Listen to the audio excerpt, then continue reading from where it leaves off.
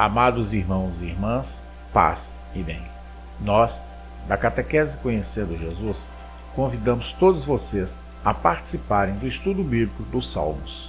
Para nós cristãos, a Bíblia tradicionalmente é formada pelo Novo Testamento e pelo Antigo Testamento, que juntos são chamados de Escrituras.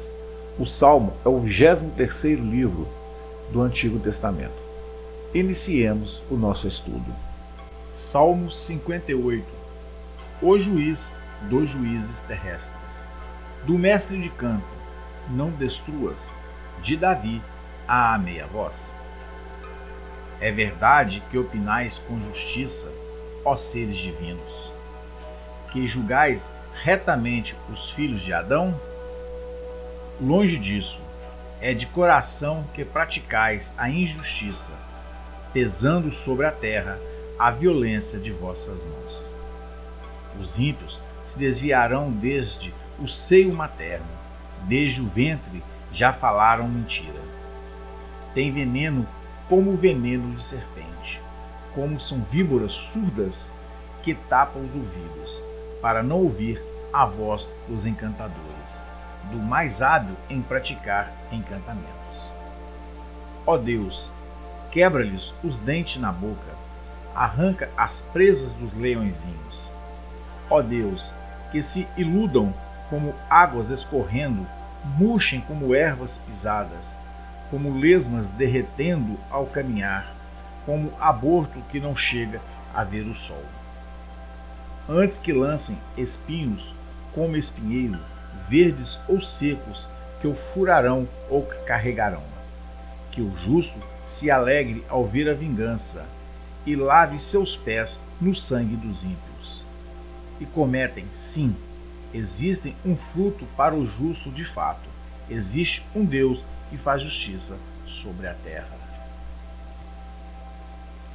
O Salmo 58 é um salmo de denúncia e julgamento contra governantes injustos e indivíduos ímpios, que são os pecadores. Ele usa imagens vividas para enfatizar o dano causado pelos ímpios e a sua queda final. O Salmo também sublinha a crença na justiça divina e no papel de Deus como juiz final. Serve como um lembrete das consequências da maldade e da importância de buscar a retidão e a justiça. O povo de Deus deve cantar esta canção quando for confrontado com a injustiça sobre seus próprios governantes. Na época de Davi, é claro, um foco estava naqueles que governavam Israel, uma teocracia, e ainda assim os cristãos podem orar desta forma, desde que os governantes do povo de Deus, de fato, todas as pessoas, em todos os lugares, em todos os tempos, devem incorporar o mais alto ideal humano de justiça. Também celebrar a expectativa de que, um dia, mais cedo ou mais tarde, Deus reivindicará sua justiça no mundo, e aqueles que confiaram nele se regozijarão muito, festejarão e vibrarão. Aqueles pecadores, os ímpios, chorarão. Lágrimas de sangue, isso é bem claro aqui no Salmo. A posição deste Salmo se deve não apenas às expressões do título, mas à figura do leão e à menção dos dentes. Não há razão para colocar sua composição em um período tardio e buscar os juízes injustos entre os pagãos. Os profetas oferecem analogia suficiente a essa reclamação a respeito das administrações domésticas de justiça, pois aqui jorra da alma indignada do salmista, no caso Davi, nessa época ele ainda não era rei, em uma linguagem ameaçadora, de que quase absurda devido à figura de linguagens ousadas e misturadas, e como uma torrente que se precipita sobre todos os obstáculos, espumando e furiosamente. Uma comparação com outros salmos de Davi mostra que a tal linguagem, especialmente na expectativa do julgamento divino, não é estranha da boca de Davi. Podemos certamente acreditar que este poeta, Davi, original de uma riqueza de figuras, de mudanças do seu uso, bem como nas voltas das linguagens que ele processa. A pergunta reprovadora, que é a ironia na forma de como ele dá a resposta, são seguidas por descrições de toda a corrupção do acusado. Quem é o acusado? Davi acusa quem? O rei de Israel. Quem é o rei de Israel nessa época? Saul.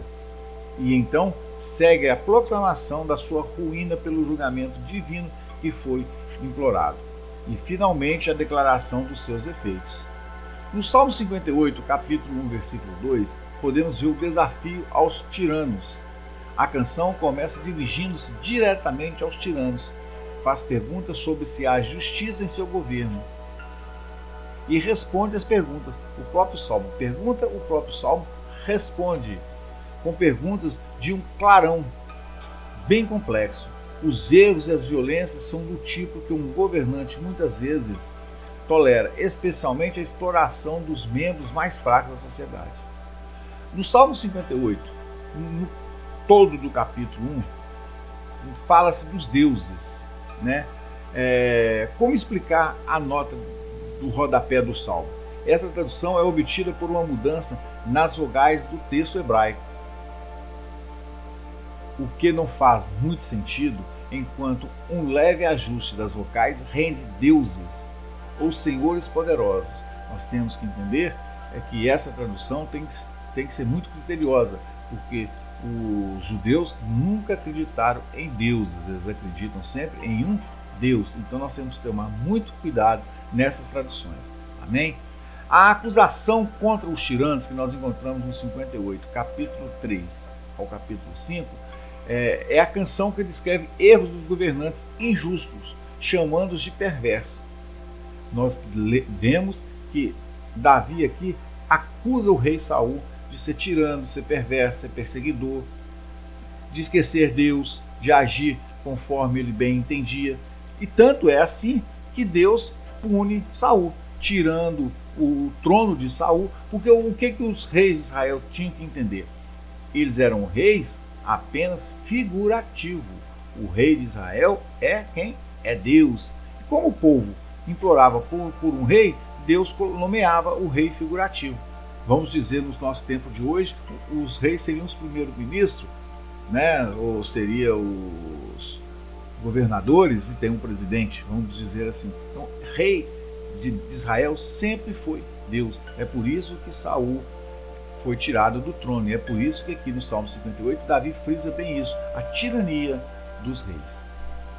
No Salmo 58, no capítulo 10 e 11, nós vemos a celebração quando Deus julga os tiranos. Aqui os fiéis se lembram de quem é o seu Deus, o Criador que gosta de ver a sua criação funcionando corretamente. Os crentes, os justos, podem sofrer aqui e agora, mas podem saber que um dia Deus reivindicará a sua justiça no mundo. E a recompensa para os justos é o desfrute de Deus e de uma comunidade muito renovadora de Deus. Que isso Deus promete e que nós, justos, receberemos. Amém? Bom, nós terminamos o estudo do Salmo 58. Queremos convidar todos vocês para ficarem conosco no estudo do Salmo 59. Queremos pedir a todos vocês que se inscrevam no nosso canal, deixe o seu like, ative o sininho das notificações e compartilhe o máximo que vocês puderem. Fiquem em paz e o Senhor vos acompanha.